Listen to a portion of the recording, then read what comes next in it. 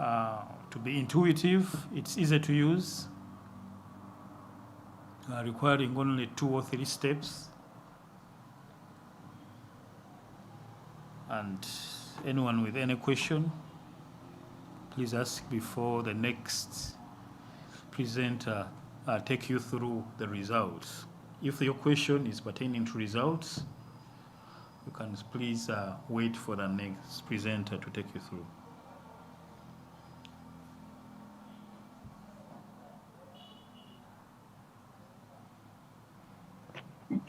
Thank you very much, James. There are questions. Hello. Yeah, Douglas, please come on. Yeah, thank you very much, James. My question is that this self-productivity, because I'm saying the largest percentage of it is green and all that. Is it for a particular crop or it's for areas depending on the type you're going to use and things like that? So I need that clarification. Or it's saying that the soil is productive no matter the crop you're using or whatever. Thank you. Sorry, I'm going to ask you to repeat again. Hello, I didn't get you right. I hope I was audible enough. Douglas, please repeat your question. Done with my question. Douglas. Douglas? Brian, please come up with your question. Yeah, thank you, Jeff, for the Douglas, please type it in the chat. You seem to be having a weak connection. Yes, Margaret. Douglas, please type it in the chat. Type your question in the chat. There are other questions that the facilitator is going to look at and then address. Hello. Meanwhile, Brian, you can raise your question. Okay, thank you. Yeah, but I think Douglas is trying to say that does this apply for all types of crops or, specific to particular crops? But mine is, I wanted to know from him, just to highlight how, because he moves from a model he has to having a plugin. He may not show the process, but how do you, what's the background work from converting a model that you can run an individual into a plugin? Then can someone, if someone is doing research and wants to do any modifications on this, what you have here, is it open or it's closed? Thank you.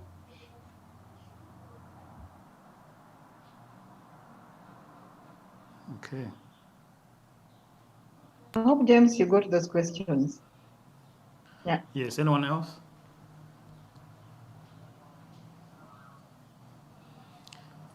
All right, so... Jingo, Faizo. So Douglas, yes, good evening, everyone. Brian was your proxy. My question is that before us reaching to the... Faizo, kindly hold on. Faizo, okay. Please, Faizo, hold on. Hold on to that question.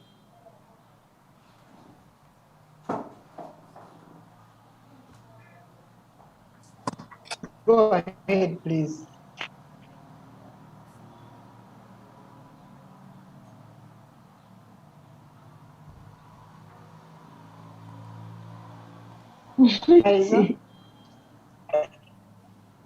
Yes, good evening. It's I just wanted to inquire, like before us coming to the land productivity toolbar, the data that Mr. James shared recently. How do we get those different shape files? Like their processing, like it didn't take us through their individual processing of the other files that we attached in the toolbox. So I'm just inquiring how are they brought up? Thank you. Sorry, I didn't get your name. He was Faisal. That was Faisal, if I'm not mistaken. Jingo Faisal, please.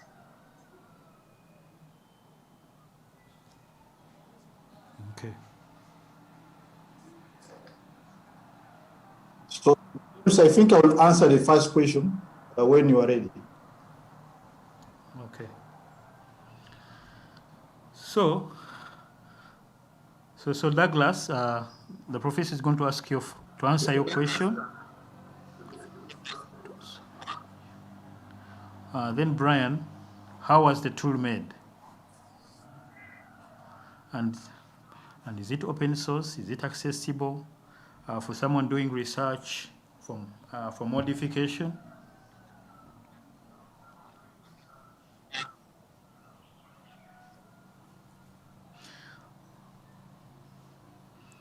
Yes, Brian, the tool was made using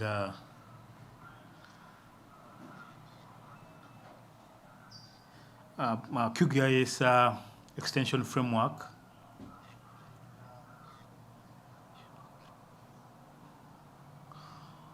Using Python as the binding language to the C libraries, native libraries for QGIS. Yes, the whole project is open source. It's on GitHub, and you can as well also download the whole process, the whole source code, source code folder from the QGIS repository. But so from GitHub you can fork and modify it to your liking as a researcher, as long as you give credit to RCM morally.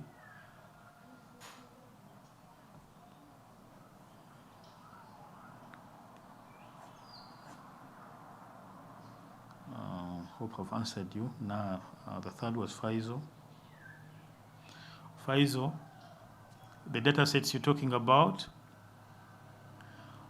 basically that's what yesterday's session was meant to help you with, on how to pre-process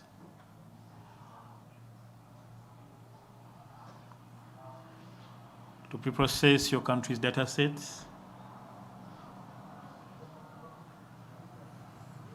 And maybe after this, you can try to talk to yesterday's presenter, John Paul. But that's what the exercise he left you with yesterday, and today's recap is supposed to prepare you do. So what is in the DEF4 folder is the regional data set for the 10 IGAD countries this project was meant to do.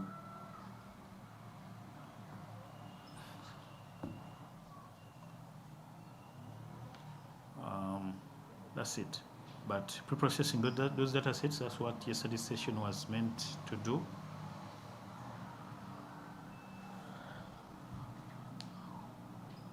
Or you can further contact info@geomikafrica.com to give you a pre-processed data set for either your country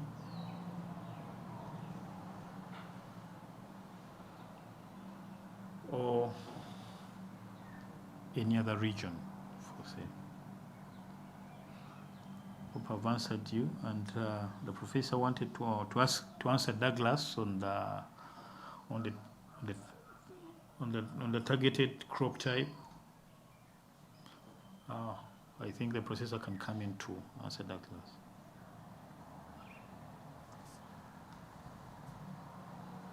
Yeah, thank you, James, for your response to the question. To Douglas, as you can actually see, the productivity is based on properties of the soil. and it's not, there is no crop-specific cutoff values attached to it. If we go into crop-specific, then we'll go into suitability assessment. But generally, the value which is given, and that's why we compared it with the FAO productivity categorization scheme, is that it gives you the overall productivity of the soils. So if a soil is really highly productive, here I'm talking about soil productivity, so I'm not going into NPP. It actually means you can grow a variety of crop on it. Of course, every crop will have its own requirement. And that's where now the suitability comes in, or the fact that a moderate productive soil will need some specific element or properties to actually produce, to be very highly productive for particular crop. But overall, this model is giving you the overall productivity of soils in the region.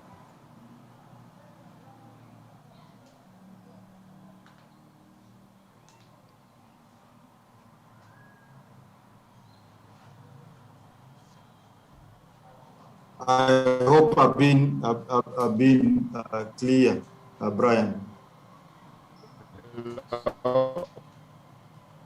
Hello? Yes, I think you are clear to me. Thank you, Professor.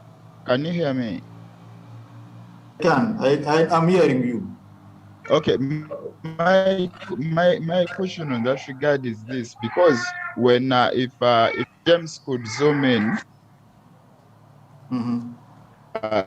sorry about the noise. If James could zoom in like to Uganda, let him zoom in. You're going to see that most of the parts of Uganda, James, please zoom in. Most of the part of Uganda, if you look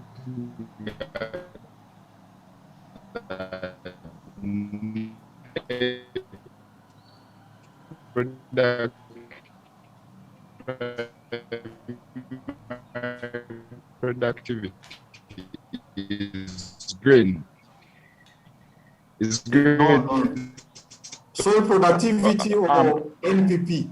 So I'm wondering.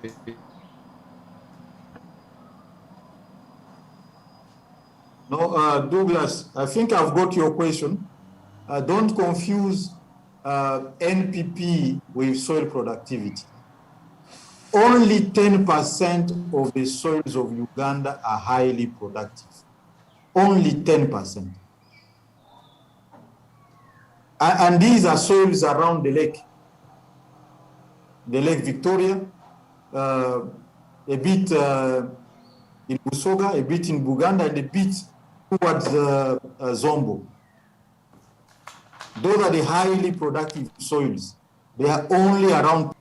The rest of the soils of Uganda are either moderate or of poor productivity, very low productivity. But however, the vegetation cover, now he has brought it down. Vegetation cover, which reflect the NPP compared to other parts of the region, is the highest around Uganda.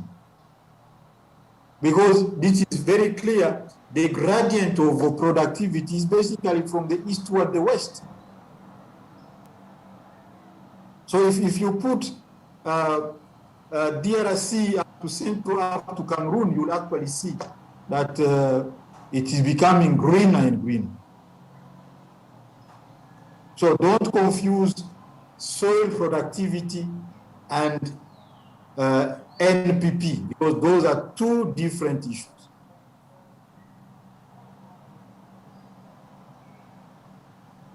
I hope Kamoga has got it. Yeah. Prof, can I come in there? No, come in, please. Yeah. Actually, yeah, I think it's the same confusion. And maybe to build onto this, I think we are confusing what soil productivity means and then the NPP, or net primary productivity, means. And to make it maybe clear to help us understand, is there a relationship between NPP and soil productivity, or it's not there? Thank you, Prof. Okay, thank you very much. So that was what we dealt with in the first day, trying to explain the two concepts. Soil, when we talk about soil productivity, we are looking at the inherent property of the soil to produce biomass. Okay? But when we are talking about NPP, the standing biomass on this particular soil, you will agree with me that NPP will vary with land use. So if a land is given, is cultivated, and another one is a woodlot, of course, even if the soils are the same, the NPP is going to be higher on the woodlot compared to a cultivated land with maize, for example. Okay? However, if two soils have the same productivity and they are put under the same land use, we should expect that the production of biomass should be similar. Or, in other words, if you have soils, a soil with low productivity and a soil with high productivity, and we put them in the same land use, you expect that where there is high productivity, biomass is going to be more than where you have a low productivity. So people should not confuse soil productivity and NPP, because NPP reflects the standing biomass on it. Okay? However, if you have a good soil and then you find that the NPP is low, it means that we said among the assumption, it actually means something has gone on. Either people are using a wrong land use, or if it was a forest, it was degraded. So you also need to also read the assumptions which were added on this of the model. So let me hope. So Prof, now for Uganda, maybe to get to conclude, now for Uganda, yes, where we have the high NPP, what does it communicate about our soil? And then we have low productivity. Yeah, they reflect a number of things. One, that the soils here are relatively better than the other soils in terms of nutrient content and other parameters. But also, though we detrended the effect of rainfall and climate plays a big role in having this standing biomass. So you don't expect that a semi-arid area will have the same productivity, even if you put trees on them, will have the same productivity as a humid Recording area. stopped. Okay. So recording in progress. That's what you should have in mind. We may be having better soils, but we may also be having a better weather compared to other places.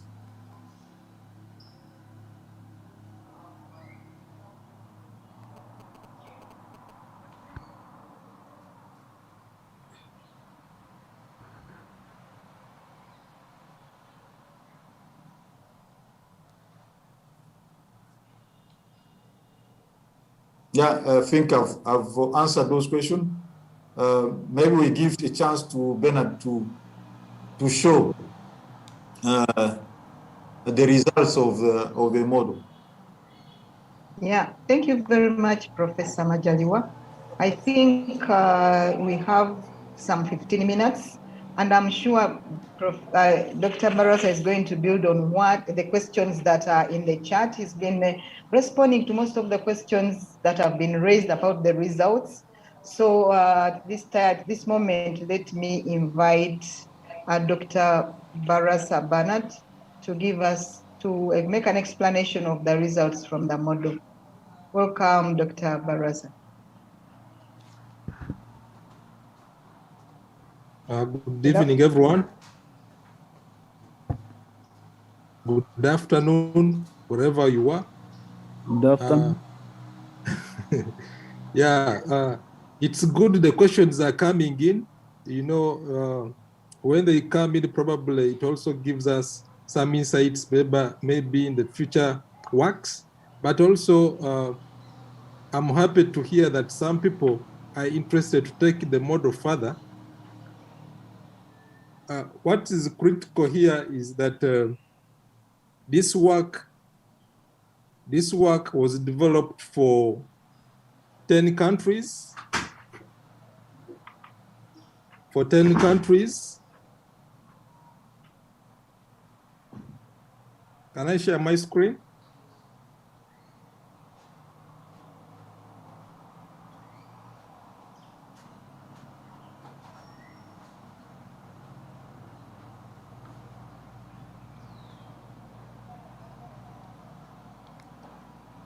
So I was saying the work was developed for 10 countries. So what James has displayed is probably within the scope of our assignment, that we needed to show results across this large landscape. And in terms of the regional assessment, what came out was that in terms of soil productivity, if you have been to Mauritius, or if you have read about Mauritius and Rwanda, we found out that these two, the plant life was higher, especially in Mauritius, Rwanda, and South Sudan, especially in the northern part, northwestern. And then while in terms of low productive soils, we discovered that it was Djibouti, Eritrea, Kenya, and Sudan, the main Sudan. However, when it came to the land productivity, which is the net primary productivity, the countries that had the high vegetative biomass are Mauritius, Rwanda, and Uganda. So if you went to Mauritius and Rwanda, if you have been to Rwanda and you have also come to Uganda, you see that all the areas are covered with probably more rich standing biomass compared to if you have been to the large areas of, especially in the southern parts of South Sudan, Ethiopia, and Kenya. But the least one, if probably it remains the same with the Somalia, if you're looking at productivity in terms of land, Somalia, Sudan, Eritrea, and Djibouti continue to post lower statistics in terms of standing biomass. Now, at the regional level, it stands at 34 or 35% as classified as high, 30 as moderate, and 34.7 as low. So why is this low? It's low because if you look at Sudan, you look at Ethiopia, South Sudan, is Somalia, in terms of mass area, these countries are a bit huge compared to the smaller countries that have good biomass, like Rwanda, Uganda, and Mauritius. So this is how it looks like in terms of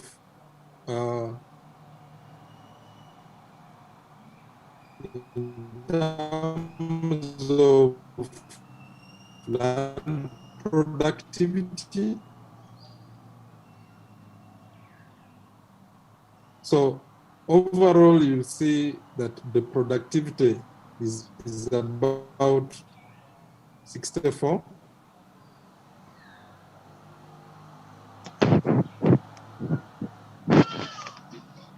And at the outlooks, we are seeing the productivity of Djibouti is very, very, very low.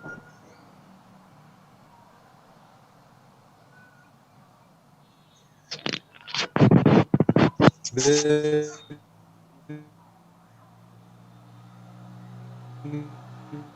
if you look at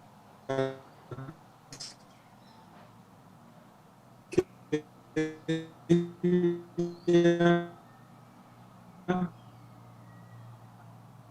the productivity is more toward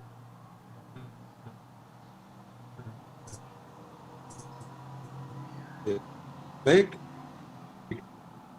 and in Ethiopia, productivity is skewed towards Abaya and the border towards South Sudan.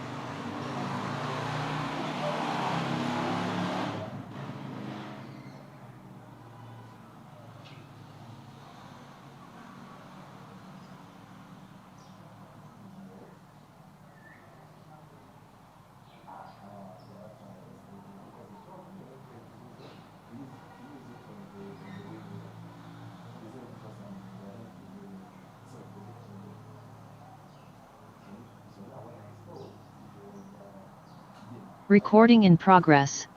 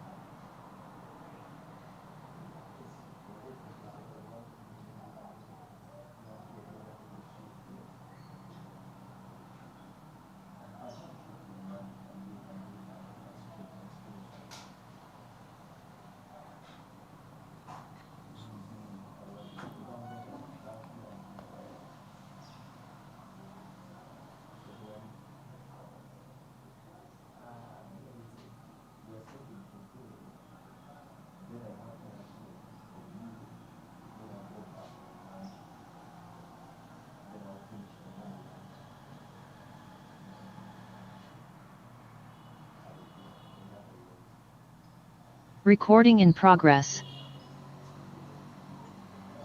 Compared to Somalia and South Sudan. Sorry, not Sudan, but South Sudan, and some bit of Ethiopia. So these countries, especially South Sudan, Ethiopia, Kenya, Eritrea, the standing biomass has a very high correlation with the amount of rainfall received compared to Rwanda, Mauritius. Now, in the execution, this is how the model is coming out. Why not a particular country? Our scope was at a regional scale, but we are saying you can take this model further by studying it, integrating these aspects at your country specific or district scale, that probably you can add the science to GIS and also to guide our decision makers from the natural resources sectors. But the corporates remain with the Regional Center for Mapping in Nairobi. So it's based on a plugin like James has described, and probably colleagues should have the data sets so that they can try it out. I don't know if they have the data sets already, but they can have the results so that they look at it further. So thank you. Your inputs are also welcome, because it's a learning curve that we have to take every minute, that we have to learn something new or to improve. So Chair, thank you. That is my input into the results that we got. So it's a process that took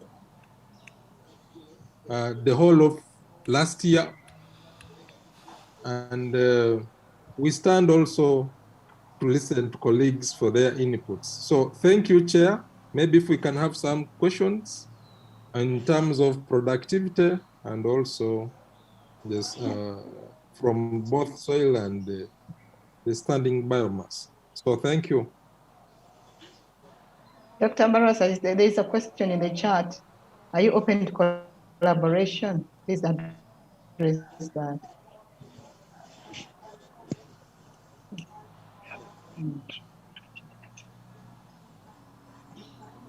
Collaboration. Are we open to collaboration? I think we are open. And like I said, we are not, it's a learning process and collaborations, because we are within the region and the results are meant for our region and decision makers and for everybody, you and me. So we are open. And in case of any questions, you can reach out to us, and then we see how we can help. But the products are available, and if you look at the result, if you look at the downloads, the number of people who have downloaded the tool worldwide, the number is enormous. But what is limiting them is that the reasons you're seeing one factor rate, one rating is that this model was designed specifically for our countries and specifically for the area of study. So if you're within the IGAD region, you should run this model efficiently well. But if probably you get other data sets, maybe we'll have to see how we can factor in other administrative units into the process. Okay, thank you very Brian, much, Prof. There's that one. Brian, I think Prof answered your question. I saw well in your slides is land productivity similar to NPP? Yes, yes, yes.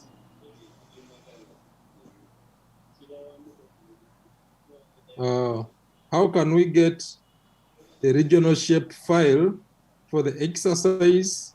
Dr. Vincent, the exercise will be provided in the sharing folder. The soil database shared cannot run. It shows it cannot create the soil depth output. Need help. Soil database. Which database? Is it the Excel file?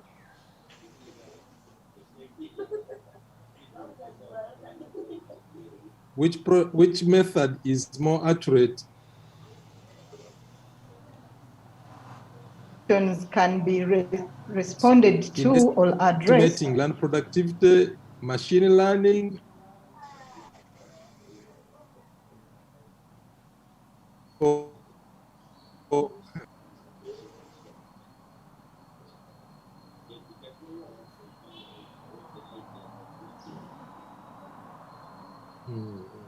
So when you do not consult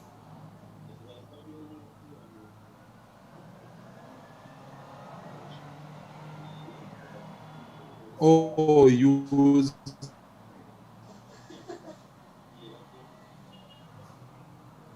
field data sets, like I said, for us, we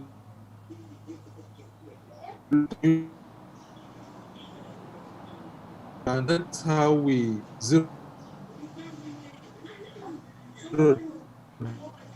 out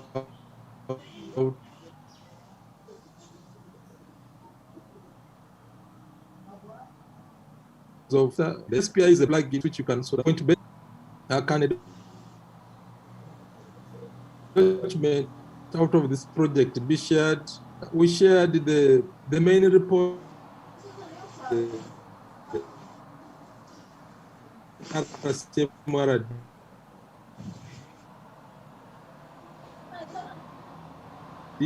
so you can consent for okay, this is soil productivity index, SPI. Okay, SPI, do we download it? Yes, you can download the soil productivity, our model, from the plugin. How can you explain that the entire country has the same? In terms of, I don't think the entire country has the same. I don't know if you have looked at the map towards the city. You'll find that the area is built up and has, by the way, Mauritius, the larger areas are forested. I don't know if you have been to Mauritius, but it's a heavily forested island. But unlike the coastal areas towards the city, that's when you see some bit of low biomass. Otherwise, I think I've addressed the questions, but we are open to discussions after this workshop. How do you access? Of course, you'll go into the plugin.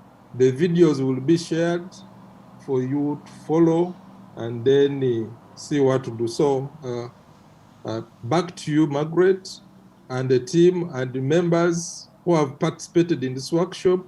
We are really humbled to have you and to keep you around.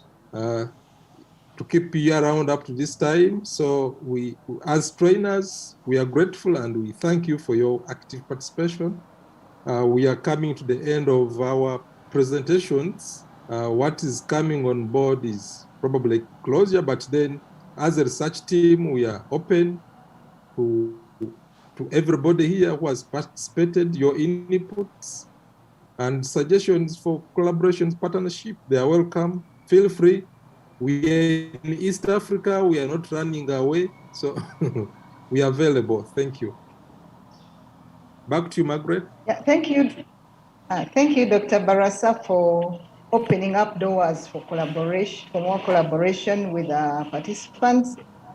Dear participants, I'm requesting for a minute or two that we go through the process of filling in the evaluation forms. I'm going to request Elisha, my colleague, to take this through. That is a short one, a really short one. And then after that, we'll go to the concluding session. Over. Hello, thank you, Madam Margaret. I'm going to take you through just how we are going to fill the evaluation form for the course which has been running over the week. So allow me share my screen briefly. So this is the GEO-MIK website. So in order to carry out the evaluation, you're going to type that URL in the app here, geomikafrica.com. And then there is a tab here which has training. Sorry. Training, then there is GMS and Africa program here. Then the land and analysis, it's right here. So this is all content for this very training which has been running.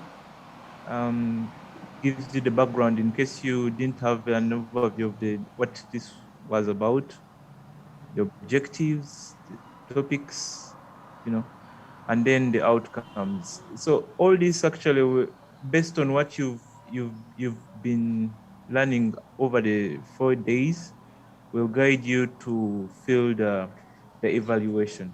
So you scroll down to the page and you find training evaluation right here. This is the link which has click here. It will take you to the evaluation form. And this form is going to be filled in an anonymous way.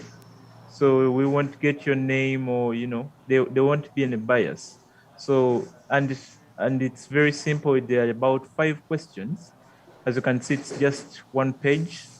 So you give based on your experience, you do the rating, you basically everything is right on this 1 page. So thank you very much. Back to you, Margaret. Thank you very much, Elisha.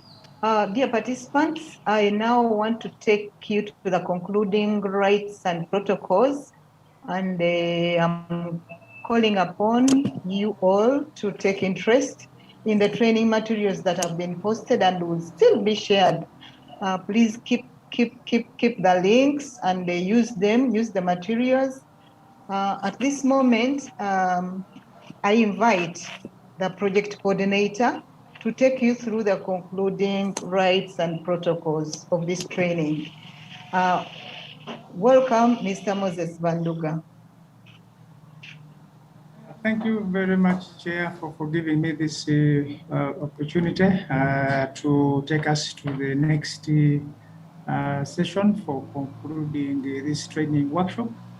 Allow me also join you and the rest of the colleagues to appreciate the rest of the team and the participants who have kept it up to date from Monday up to date.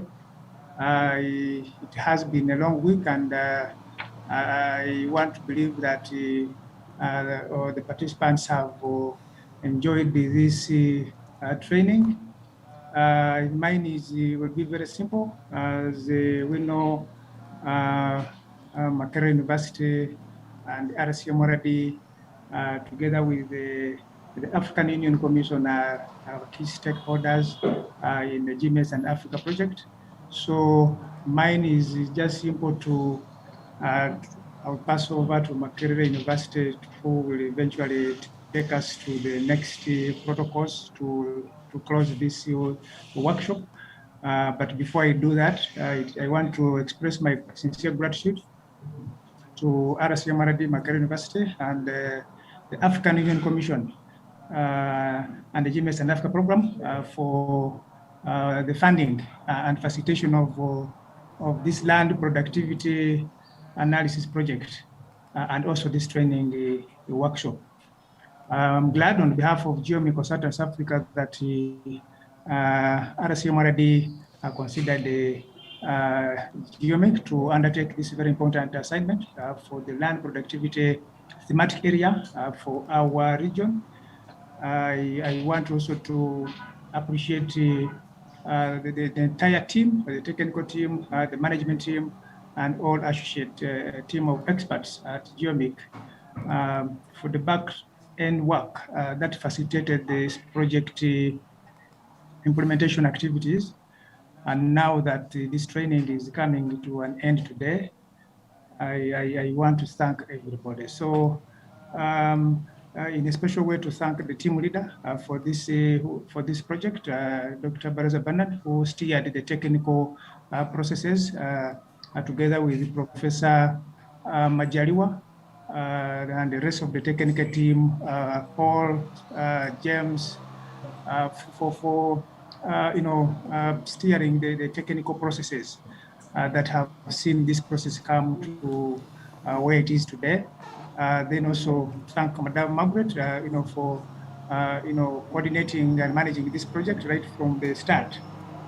I hope that the participants from the 14 countries who registered for this training workshop have indeed benefited from this training, and they are ready to utilize the products, of this project to assess and estimate land productivity in their respective countries. Ladies and gentlemen, allow me take this opportunity to thank, in a special way, all our participants who have joined this training, and we are open, as Dr. Barasa mentioned, to collaborate and look forward to further, working together for the sustainable development of our region. So, ladies and gentlemen, with those very few remarks, allow me to pass over the mic to Makerere University, who will officially take us through the closing remarks of this training workshop. I thank you very much, and I hand over to the training coordinator at Makerere University, Professor Anthony Gidudu, to take us to the concluding remark. Thank you. I wish you all the best in wherever you are.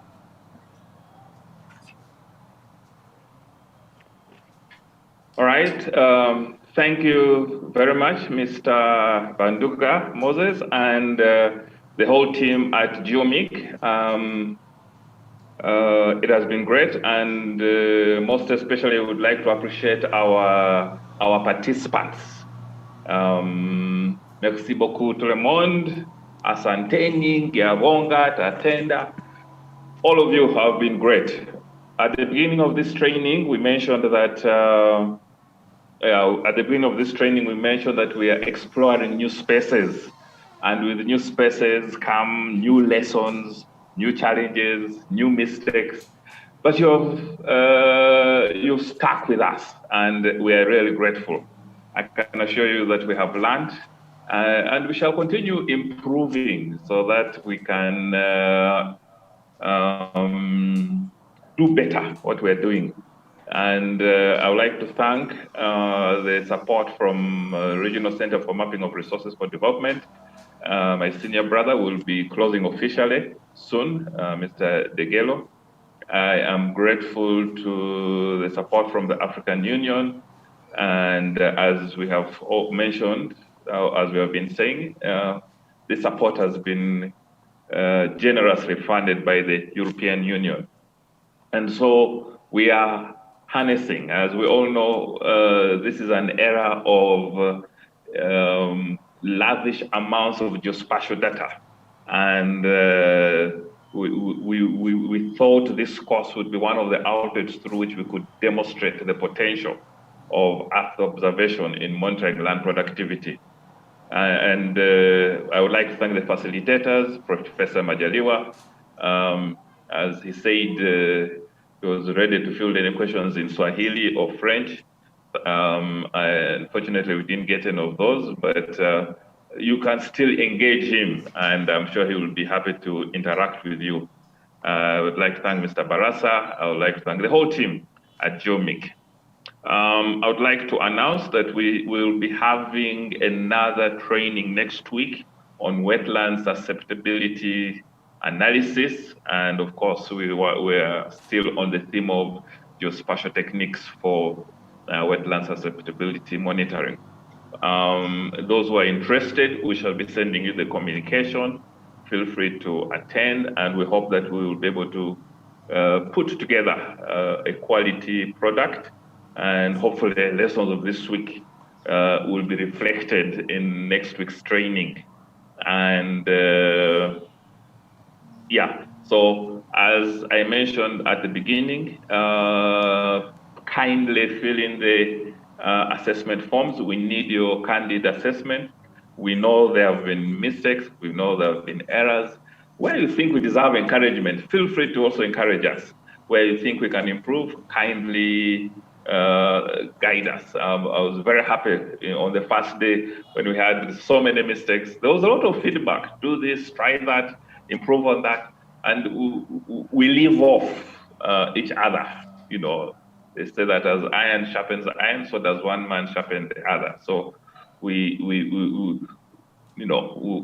have to be there for each other. So thank you very much. Thank you for your collaboration. Thank you for those who attempted the assignment.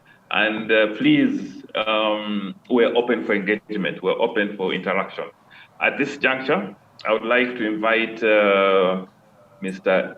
Degelo Sendaba to give us some closing remarks.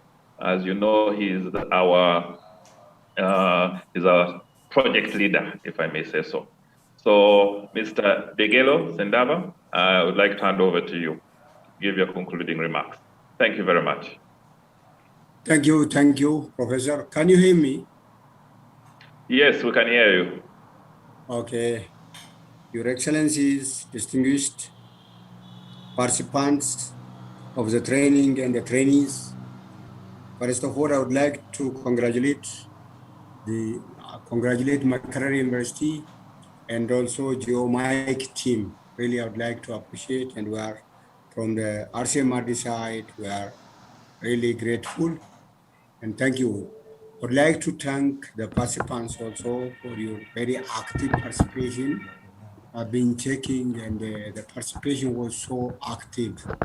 So this is, for some of you, it is an eye-opener, and for others, refresher.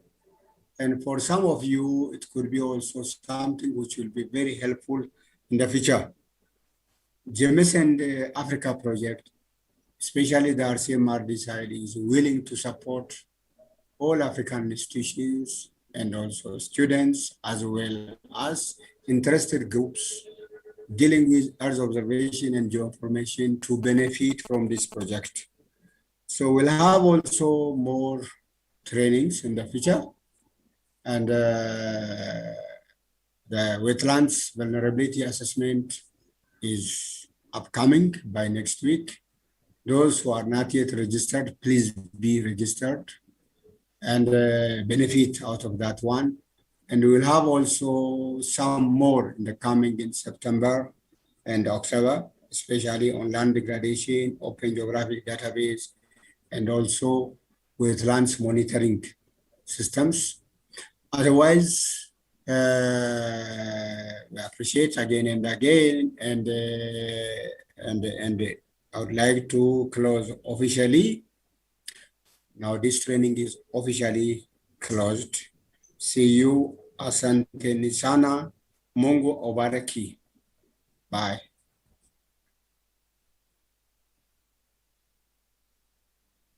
Thank you. Thank you. Thank you. Thank you. Thank you. Thank you.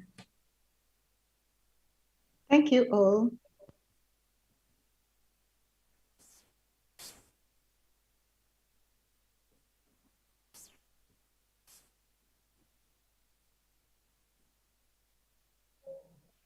Thank you. Thank you. Bye. Thank you very much. Thank you.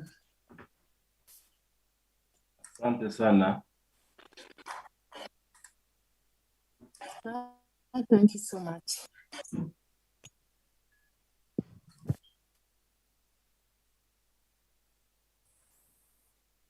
Thank you.